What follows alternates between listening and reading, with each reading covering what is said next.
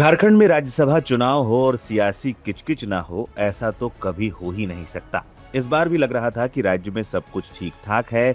India गठबंधन की गाड़ी शानदार तरीके से पटरी पर दौड़ रही है। लेकिन शुक्रवार को मुख्यमंत्री हेमंत सोरेन के आवास पर हुई एक बैठक ने राज्य की पूरी सियासत को हिलाकर रख दिया है।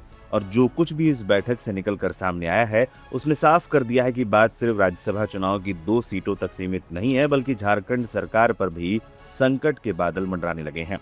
सत्तारूढ़ गठबंधन में शामिल झारखंड मुक्ति मोर्चा ने एक ऐसा फैसला लिया है जिससे कांग्रेस के खेमे में हड़कंप मच गया है।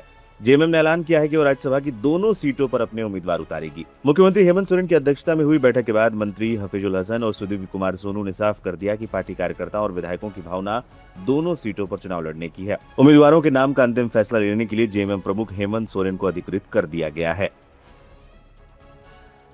कल भी हमने कहा था, अभी भी कह रहे हैं, कार्यकर्ताओं की भावना है कि झारखंड मुक्ति मोर्चा को दोनों सीटों पर लड़ना चाहिए। बाकी निर्णय माननीय मुख्यमंत्री करेंगे। हमने बता दिया हम लोगों ने आग्रह कर दिया, माननीय मुख्यमंत्री निर्णय करेंगे। जेएमएम की इस कड़े तेवर और दबाव की राजनीति ने रांची से लेकर दिल्ली तक का सियासी तापमान बढ़ा दिया है। दरअसल इस पूरी किचकिच की शुरुआत तब हुई जब बुधवार 3 जून की देर रात कांग्रेस ने अचानक प्रणव झा को अपना उम्मीदवार घोषित कर दिया। जेएमएम ने इस पर अपनी नाराजगी जाहिर करते हुए कहा कि कांग्रेस ने उम्मीदवार का नाम तय करने से पहले जेएमएम को विश्वास में लिया नहीं।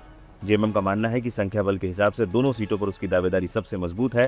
हालांकि कांग्रेस अध्यक्ष मल्लिकार्जुन खड़गे ने खुद हेमंत सोरेन से फोन पर बात की थी, लेकिन जेएमएम अब झुकने के मूड में बिल्कुल नजर नहीं आ रही। आइए आपको समझाते हैं झारखंड विधानसभा का मौजूदा समीकरण क्या है और कांग्रेस के लिए जेएमएम क्यों जरूरी है। झारखंड मुक्ति मोर्चा राज्य की सबसे बड़ी पार्टी और उसके पास 34 विधायक हैं। कांग्रेस के पास 16, राष्ट्रीय जनता दल के पास 4, सीपीआईएमएल के 2, बीजेपी के 21, आजसू, जदयू, लोजपा आर और जेएलकेएम के 1-1 विधायक हैं। कांग्रेस के पास सिर्फ 16 विधायक हैं। ऐसे में अपने प्रत्याशी की जीत सुनिश्चित करने के लिए कांग्रेस को हर हाल में जेएमएम के 34 और आरजेडी के 4 विधायकों के समर्थन की जरूरत होगी। लेकिन जेएमएम के दोनों सीटों पर लड़ने के फैसले ने कांग्रेस के समीकरण को बिगाड़ दिया है। हालांकि सियासी घमासान के बीच कांग्रेस के नेता अभी भी उम्मीद जता रहे हैं। उनका दावा है कि गठबंधन के सभी विधायक एकजुट हैं और दोनों शीर्ष नेताओं के बीच बातचीत से जल्द कोई समाधान निकाल लिया जाएगा।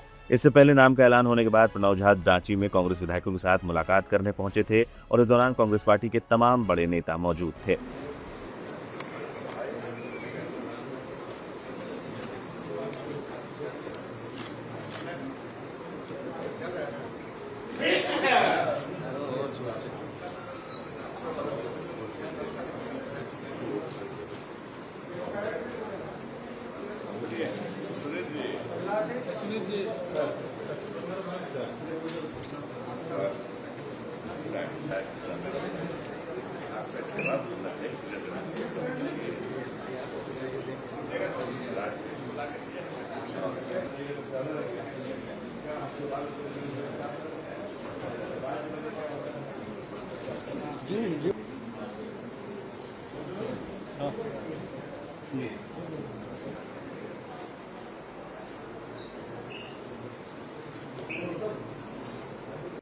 लेकिन किसे पता था कि कांग्रेस विधायकों के बैठक के महज कुछ घंटों बाद ही जेएमएम दोनों सीटों पर चुनाव लड़ने का ऐलान कर देगी। बता दें, राज्यसभा चुनाव के लिए नामांकन की तारीख 8 जून है। नामांकन पत्रों की जांच 9 जून को होगी। नाम वापसी की तारीख 11 जून है। यदि सहमति नहीं बनी तो 18 जून को विधायक वोटिंग करेंगे और उसी दिन शाम को नतीजे आ जाएंगे। इस लिहाज से कांग्रेस के पास जेएमएम को बनाने के लिए बहुत कम समय है। नंबर गेम जेएमएम के पास है। कांग्रेस पार्टी को जीत के लिए जेएमएम के विधायकों के साथ साथ आरजेडी और भाकपा माले विधायकों का भी पूरा समर्थन चाहिए होगा। झारखंड की राजनीति में अगले 24 से 48 घंटे बेहद महत्वपूर्ण है। क्या जेएमएम अपने कड़े रुख पर अड़ी रहेगी या फिर कांग्रेस के साथ मिलकर कोई बीच का रास्ता निकाला जाएगा? अगर दोनों दल अपनी अपनी जिद पर अड़े रहे तो ये राज्यसभा चुनाव न सिर्फ गठबंधन को तोड़ेगा, बल्कि राज्य की हेमंत सोरेन सरकार के अस्तित्व के लिए भी एक बड़ा खतरा बन सकता है।